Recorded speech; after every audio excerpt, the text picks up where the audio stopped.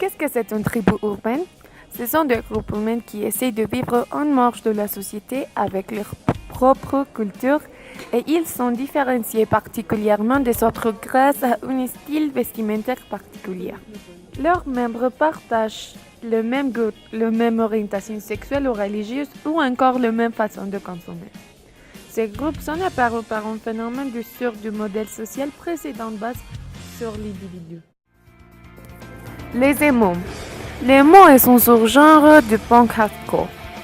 Depuis l'apparition du terme, emo a fini par définir différentes variantes indépendantes, aux liens de parenté assez lâches, mais ayant une origine commune.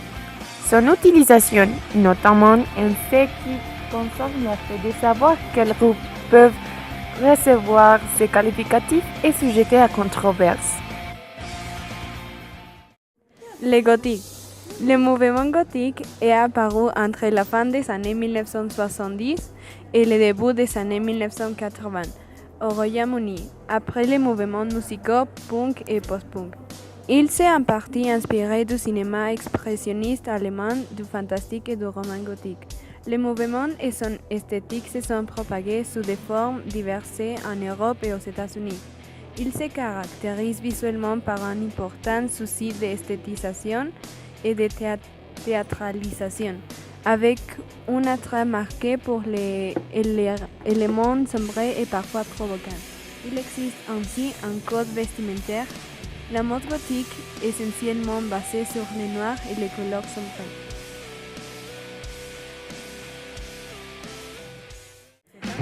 Les punks. Les punks sont un groupe principalement anarchiste qui trouve ses origines dans les années 1980 et provient de Grande-Bretagne. Leur positionnement politique s'exprime par un refus de l'État, de l'Église et de la représentation familiale patriarcale. Ces groupes de personnes interprètent l'existence de ces éléments comme la domination machiste et le capitalisme qui règne dans le monde entier. Le mouvement hippie est un courant de contre-culture apparu dans les années 1960 aux États-Unis avant de se diffuser dans le reste du monde occidental. Les hippies se seront partie de la jeunesse nourrice du baby-boom, de la presse-guerre, réitérinant les valeurs traditionnelles.